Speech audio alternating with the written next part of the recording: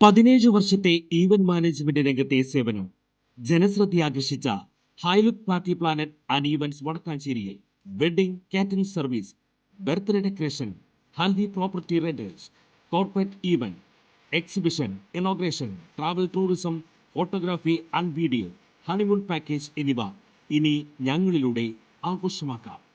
ഹൈലുക്ക് party planet and events, Johnsons B near സെന്റ് Francis church, Vadakkanchery, Thrissur. Phone 9497558576 9745451369. UDF-ലേക്ക് കൂടുതൽ പേർ എത്തുമെന്ന് വി.ഡി. സതീശൻ.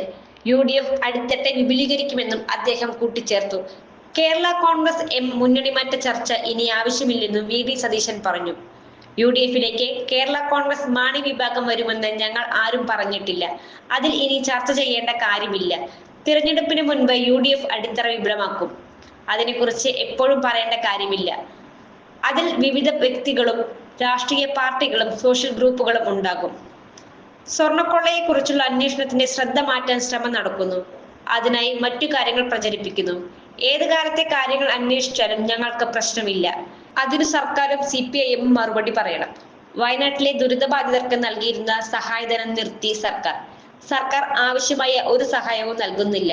CMDRF ഫണ്ടിലേക്ക് ഞങ്ങൾ തന്നെ 19 ലക്ഷം കൊടുത്തു. ഞാൻ അടക്കമുള്ള UDF നേതാക്കൾ പൈസ കൊടുത്തു. UDF MLA-മാർ മുഴുവനും പൈസ കൊടുത്തു. ഞങ്ങൾ മാതൃക കാണിച്ചു. 3 മാസം കൊണ്ട് ഞങ്ങൾ സ്ഥലം കണ്ടുപിടിച്ചു. സ്ഥലം രജിസ്റ്റർ ചെയ്തു.